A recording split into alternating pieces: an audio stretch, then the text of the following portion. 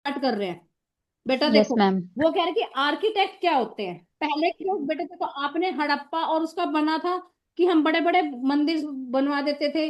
पहले के लोगों का एक बड़ा सा बाथरूम बाथरूम होता था, उसमें ऐसी ऐसी चीजें होती थी।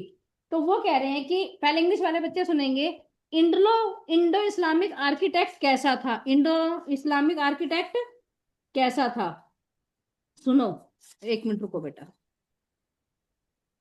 देखो वो क्या कहते थे, 7 से 10 सेंचुरी तक इंडो इस्लामिक कब आया था बेटा, हमारा 7 से 10 सेंचुरी तक आया था। जहां पे हमारे रूम्स को और ऐड किया था, डोर्स को ऐड किया था, विंडोज को ऐड किया था, किसके अंतर्गत, तुम्हारी बिल्डिंग्स में, रूफ्स में। और विंडोज वर मेड, जो विंडोज थी वो हॉरिजॉन्टल बीम की थी। Horizontal beam across 2 vertical columns, 2 vertical columns डाल देते थे, उसके बाद उसको बनाते थे। This style of architect is called trabeate और कोरबल्ड। तो यहाँ पे क्वेश्चन आ जाता है कि ट्रीबीट और कोरबल्ड क्या होता है। तो जिसमें ये होता है कि जिसमें हॉरिजॉन्टल बीम होता था लंबाई, और क्या कहता था, वर्टिकल कॉलम्स होते थे। हॉरिजॉन्टल होता है लंबा, वर्टिकल होता है ऐसा। हिंदी के बच्चे सुनेंगे कि बेटा उसमें वो क्या कहते थे कि हमारा कनेक्शन जो हमारा होता था वो कैसा। देखो वो क्या कह रहे हैं, रुको एक।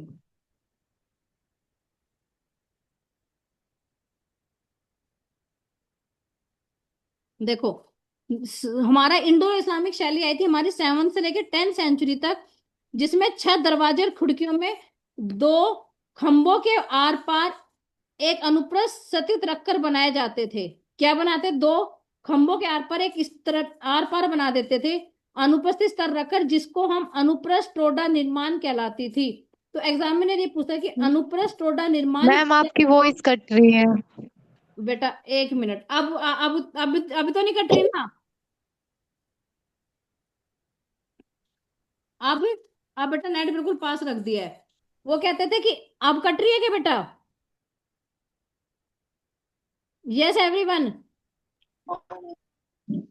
पूनम आ रही है बेटा आवाज, अंजू।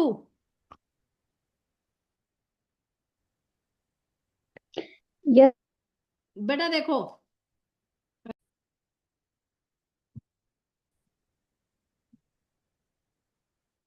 बेटा अब आ रही है मेरी साउंड।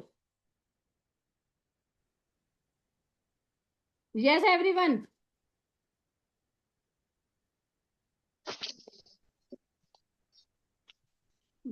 बेटा अब आ रही है क्या साउंड। पूनम और दीपिका, नवीन, बेटा आवाज आ रही है नहीं आ रही। Yes ma'am. देखो इंडोलो पहले फिर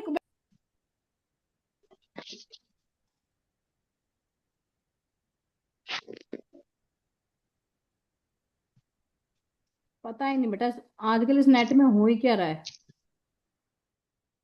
स्टार्ट करती हूँ उससे पहले ही। चलो, तो इंडो इस्लामिक शैली कब आई मैम, थी, व्हाट्सएप पर ले लो।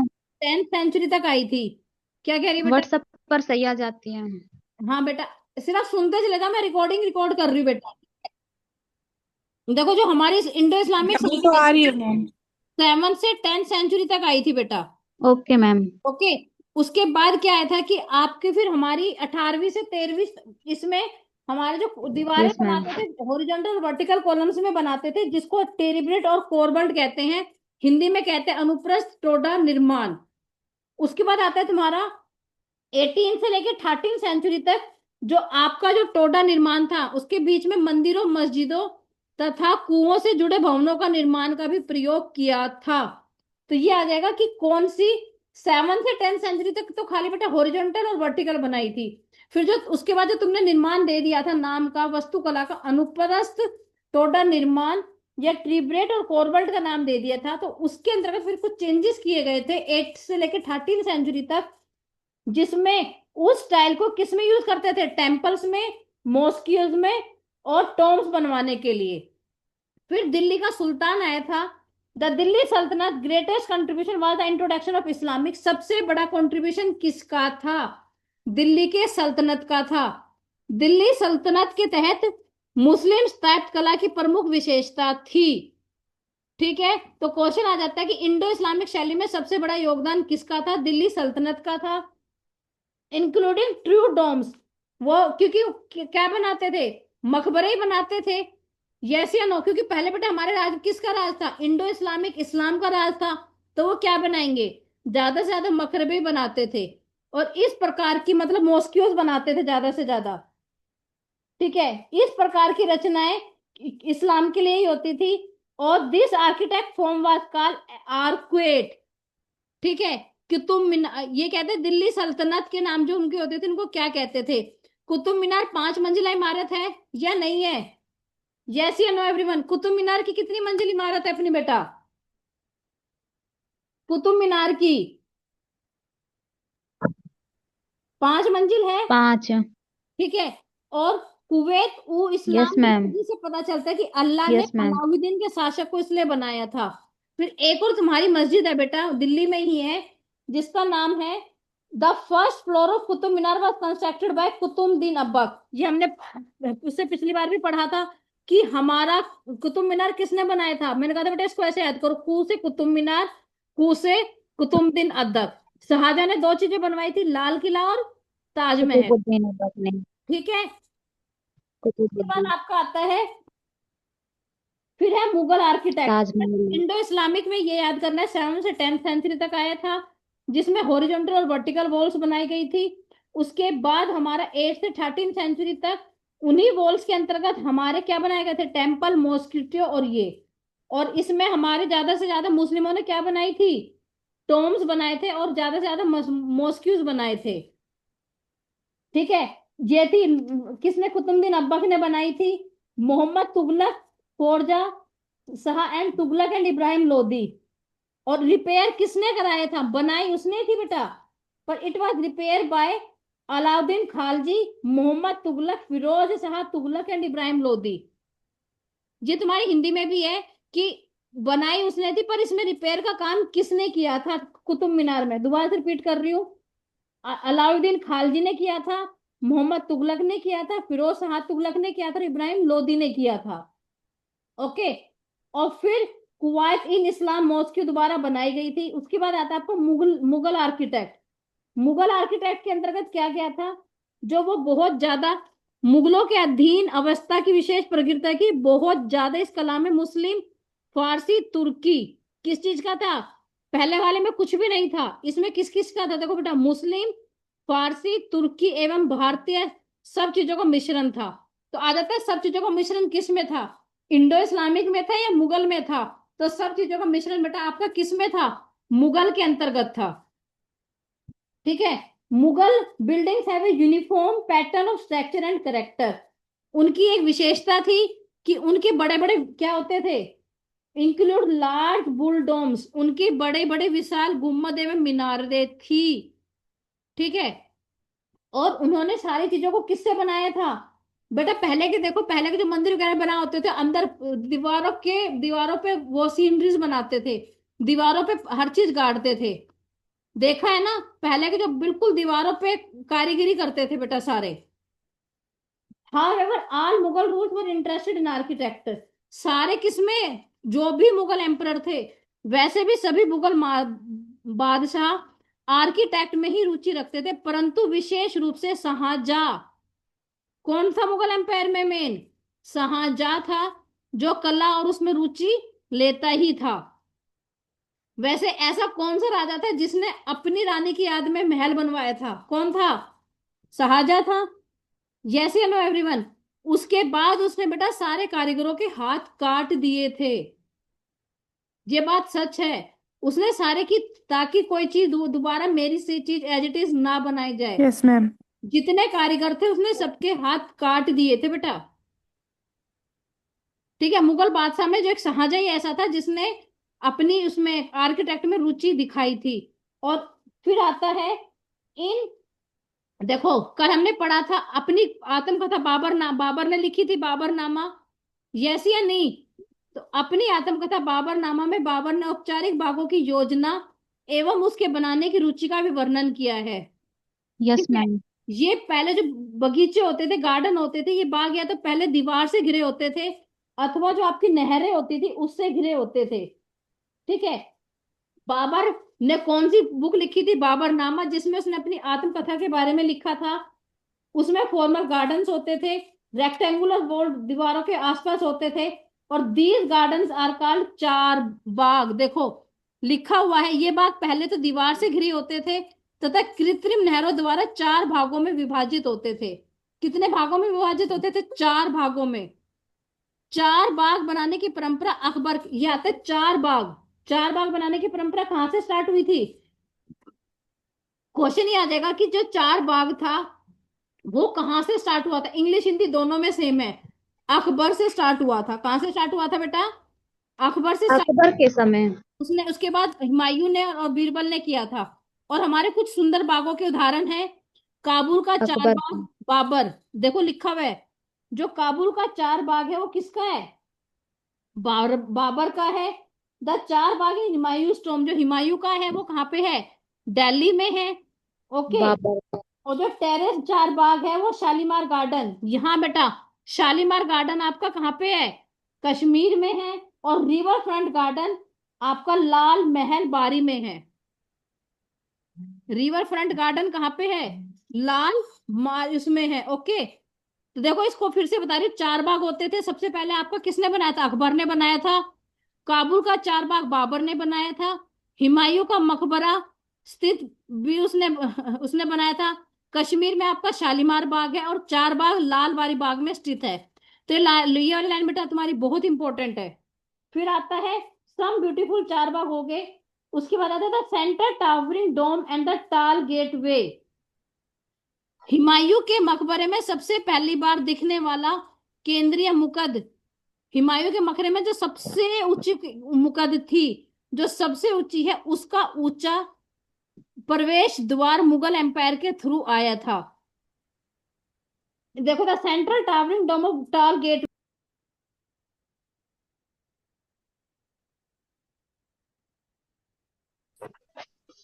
एक मिनट बेटा, मैं 2 मिनट में ही कर रही हूँ। आज इस नेट को चेक कराऊंगी। यहां तक सबको आ गया समझ में कि मुगल एम्पायर के कौन कौन से थे और कौन कौन से नहीं थे? ठीक है। फिर शाहजहां ने दिल्ली के लाल किले के में अपने नवनिर्मित दरबार में भी राजकीय न्याय और शाही दरबार में अंत संबंध बहुत बल दिया था। ठीक है। बादशाह ने अपने सिंहासन के पीछे पूरा जड़ाऊ का काम करा हुआ है बेटा। Yes ma'am. इसको तुम्हें इतना ही करना है। उसके बाद आता है इसमें तुम्हारा, देखो दीवान ए खास। दीवान ए खास, दीवान ए खास का क्या है? Terminal halls of public and private audience. जो बेटा पहले के लोग बड़े बड़े वो बनाते थे, राजघराना, राजधानी आगरा थी, इसी वो बनाते थे। शाहजहां ने अपने शासन में ये किया था, दिल्ली के शाहजहां का हो गया। इसके बाद दिल्ली के शाहजहां ने शाहजहां को नया शहर निर्मित करवाया था, और उसी शाही महल पर उन्हें नदी पर स्थित था इसके बरकार। ये रह गया तुम्हारी बेटा एक लाइन बस। शासन के प्रारंभिक वर्षों में शाहजहां की राजधानी कौन थी? शाहजहां की सबसे पहली राजधानी कौन सी थी? यूपी की आगरा की थी। इसी शहर में उसने कुछ ये क्या कहते हैं, यमुना नदी पे कुछ नगरों का निर्माण कराया था। और इसका निर्माण आपके चार बाग के औपचारिक बागों में भी स्थित है। ठीक है। फिर आता है संस्कृति एवं साहित्य कला का संश्लेषण किया है। इस काल में जो आपके आर्किटेक्ट होते थे, स्टाइल्स बिटवीन अलग अलग नगरों से आते थे। जो आपका विजयनगरा है, elephant stables were made similar to these. देखो विजयनगर साम्राज्य के हस्तबल, हाथियों के रखने वाला स्थान। हस्तबल क्या होता है? जहां हाथी रखते हैं, उसकी स्थाई शैली गोलकुंडा एवं विजयपुर की शैली से मिलती है। तो आ जाता है हस्तबल कहां पर है? हस्तबल विजयनगर पे है। जो हाथियों को रखने वाला स्थान है, उसकी शैली कहां पर है? उसका मेन कहां पर है कि कहां से वो मिलता है? उसकी एडजॉइनिंग सल्तनट्स कहाँ होते हैं? गोलकुंडा एंड बीजापुर में। कि वो कहाँ जाके मिलता है, इसका मतलब ये है कि बेटा वो कहाँ जाके मिलता है। उसके बाद देखो, उसी प्रकार वृंदावन के गोविंद देव मंदिर की स्थापना भी किसने की थी? देखो in Vrindavan near Mathura temples were made in similar style to Mughal empires. जो आपके वृंदावन के मंदिर है ना बेटा, वो भी फतेहपुर सीकरी के द्वारा ही स्थापित किए गए थे। ठीक है, देखो ये रहा क्वेश्चन। उसी प्रकार वृंदावन के जो गोविंद देव के शहर है, उन्होंने भी स्थापना भी उन्होंने ही की थी। फतेहपुर सीकरी की स्थापना उत्तर पूर्वी ईरान के उधर से स्थित है, उधर है। इस शैली को सबसे अच्छा है। ठीक है, इस सब the beautiful example of this style is Jodha Bai palace इन फतेहपुर सीकरी। तो क्वेश्चन आ जाता है कि सबसे अच्छी जगह कहाँ है जोधाबाई महल की। ये क्वेश्चन बहुत इंपॉर्टेंट है, कई बार मैंने नोटिस किया हुआ आता है कि beautiful example of Mughal empire की सबसे बड़ी सही कहा है जोधाबाई, कहाँ पे है, फतेहपुर सीकरी में है। The local rules of Bengal had developed a proof that was designed the Mughal rules ने बंगाला डोम का भी एक आर्किटेक्ट किया था। तो आप बेटा जो मैं क्वेश्चंस भेज रही हूँ ना हर एक चैप्टर्स के, अगर आप सब ये क्वेश्चंस भी कर लेते, क्योंकि इसमें देखो तुम्हारी बुक के हिसाब से है, निम्नलिखित में से किसके तहत मुस्लिम स्थापत्य कला की प्रमुख विशेषता का निर्माण किया गया था। ठीक है, तुम्हारे आंसर भी इसी में ही है। देखो ये क्या पूछ रहे कि किसके, और देखो पिछले साल के है या नहीं है। अगर तुम ये क्वेश्चंस भी कर लेते हो बेटा, यही तुम्हारे लिए एनफ है। ओके, क्योंकि यार तुम्हारे पास इतना टाइम नहीं है, अगर तुम ये क्वेश्चन भी लर्न करके लिख लोगे ना एक बार, तो वो भी तुम्हारे लिए एनफ है। ठीक है, ओके एवरीवन। देखो अब हमने एनवायरनमेंट पढ़ा हुआ है बेटा, कौन बताएगा एनवायरनमेंट क्या होता है? यस एवरीवन, एनवायरनमेंट के बारे में मुझे कौन बताएगा क्या होता है एनवायरनमेंट?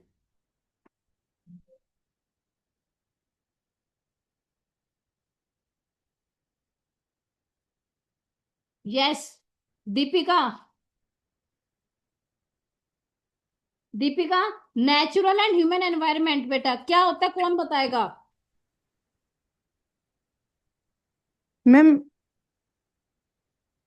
देखो ये मैंने तुम्हें कराया हुआ है, इसको दोबारा इसलिए करा दिया ताकि तुम्हारी ज्योग्राफी पूरी कंप्लीट हो जाए। बेटा देखो एनवायरनमेंट में आपने सारे फॉरेस्ट मैंने कराए थे आपको 6 के 6। यस एवरीवन, आज उसको हम दोबारा से कर लेते हैं। जो हमारा एनवायरनमेंट है वो दो टाइप से आता है, हमारा पर्यावरण में दो चीजें आती हैं। देखो फिजिकल एनवायरनमेंट और बायोलॉजिकल एनवायरनमेंट, और सांस्कृतिक एनवायरनमेंट, कल्चरल एनवायरनमेंट। हिंदी वाले बच्चे सुनेंगे भौतिक, जैव और सांस्कृतिक। आपके पर्यावरण में तीन चीजें आती हैं, भौतिक, जैव और सांस्कृतिक। फिजिकल एनवायरनमेंट, बायोलॉजिकल एनवायरनमेंट और कल्चरल एनवायरनमेंट। भौतिक एनवायरनमेंट और फिजिकल एनवायरनमेंट में क्या आता है, जो हमारे आसपास का एरिया है, जैसे आपका सॉइल, आपकी क्लाइमेट, आपका वाटर, ये सब क्या है आपके फिजिकल एनवायरनमेंट। तो आ जाता है भौतिक पर्यावरण के अंतर्गत क्या क्या आता है। भौतिक पर्यावरण के अंतर्गत आपका वायुमंडल, जलमंडल और स्थल मंडल, क्या क्या आता है? तो आ जाएगा भौतिक, जैसे वायुमंडल, जलमंडल और स्थल मंडल किसके अंतर्गत आता है, वो आपका फिजिकल एनवायरनमेंट के अंतर्गत आता है। ओके, बायोलॉजिकल में क्या आता है, the natural biological environment such as आपके, ये नेचर नेचर से ही है, प्लांट्स, एनिमल्स एंड बैक्टीरिया, जो हमारी ह्यूमन की लाइफ को प्रोड्यूस करते हैं और प्लेस करते हैं, उन्हें क्या कहते हैं, बायोलॉजिकल एनवायरनमेंट। देखो सभी जीवित प्राणियों को शामिल किया जाता है, चाहे आपके आप भी हो इसमें, पौधे, जीव जंतु, भारतीय उपमहाद्वीपों से सारे जितने भी हैं। ठीक है, और जो मृत जीव होते हैं। सांस्कृतिक एनवायरनमेंट, जैसे आपकी समाज, आपका शासन, आपकी पॉलिसीज, ये सभी आपके कल्चर एनवायरनमेंट में आती है। तो बेटा इसमें मेन तुम्हारा इंपॉर्टेंट, सबसे इंपॉर्टेंट है बायोलॉजिकल, सॉरी फिजिकल एनवायरनमेंट। इससे पक्का क्वेश्चन आएगा ही आएगा। अब आपका बायोस्फीयर क्या होता है? ठीक है, बायोस्फीयर देखो क्या होता है, सुनो biosphere, this include the realm of living organism and their interaction with other three spheres of environment.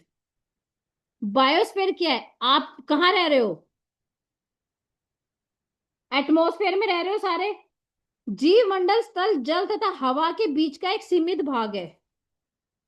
कहाँ का भाग है, आपके जल और स्थल के बीच का एक भाग है। ठीक है, यह वह भाग है जहां आपकी लाइफ है। आप बायोस्फीयर में रह रहे हो। एटमॉस्फेयर में तो क्या है, आपकी हवा है। एटमॉस्फेयर में क्या है बेटा, आपकी हवा है, हाइड्रोस्फीयर में क्या है, वाटर है। ठीक है, तो बायोस्फीयर वहां है जहां पे आपकी लाइफ मौजूद है। यहीं पे आप जी बहुत सी प्रजातियां हैं। ठीक है, यहाँ पे आपकी बहुत सारी लाइफ है। In the zone of the contact between land air and water when the all forms of life from the microscope, आप इसमें माइक्रोस्कोप से भी अपने इसमें जो छोटे से छोटे कीड़े होते हैं ना, उसको भी आप इसके अंतर्गत देख सकते हो। ठीक है, जीव मंडल के प्राणी में मुख्यतः दो चीजें पाई जाती हैं। आपके बायोस्फीयर में दो चीजें पाई जाती है जो हमसे, जैसे हमारी लाइफ के लिए बहुत ज्यादा इंपॉर्टेंट है, जैसे फूड एंड वाटर। आपको मेडिसिन, आपको वुड, आपको सिल्क, आपके प्लांट्स एंड एनिमल्स, और आपकी ये सारी चीजें भी क्या हैं, आपकी बायोस्फीयर का ही पार्ट है। वो क्या कह रहा है, पृथ्वी के तीन मंडल है, भूमंडल, जलमंडल और वायुमंडल, है या नहीं। ये आपस में एक न किसी ना किसी रूप में आपस में जुड़े हुए हैं। ठीक है, और जैव मंडल में सभी जीवित प्राणियों को लिया जाता है, बायोस्फीयर में सभी आ जाता है। बायोस्फीयर में लिविंग ऑर्गेनिज्म आते हैं, नॉन लिविंग ऑर्गेनिज्म आते हैं, तो बायोस्फीयर के अंतर्गत सारे लिविंग ऑर्गेनिज्म आ जाते हैं। कार्बन डाइऑक्साइड एक ऐसा महत्वपूर्ण आपका वो है, लेकिन कार्बन डाइऑक्साइड की मात्रा अगर आपकी अर्थ में ज्यादा हो जाएगी तो इससे आपका बायोस्फीयर का तापमान कहा जाता है। इसलिए भूमंडल में, आपके बायोस्फीयर में, आपके प्राकृतिक संतुलन को बनाए रखने के लिए हमें नेचुरल रिसोर्सेज चीजों को भी सही टाइप से करना है। उसके बाद आ जाता है natural vegetation and wild life, जो आपके पता है आपको बेटा, जो आपको किससे मिली है, प्रकृति से मिली है, जो आपको बाय नेचर मिली ही मिली है, और जो अपने आप उगती है, अपने आप आ जाती है। इसको नेचुरल वेजि प्राकृतिक वनस्पति एवं वन्य जीव जो अपने आप आ जाती हैं। अब बेटा देखो फॉरेस्ट कितने टाइप्स के होते हैं, नवीन बताएगा। 6 टाइप के होते हैं ना, कौन कौन से होते हैं, मैंने कराया हुआ है शायद। बेटा फॉरेस्ट कितने टाइप्स के होते हैं, यस एवरीवन। छः। बेटा वेरी गुड। देखो कौन कौन से होते हैं, how many types of forest are there.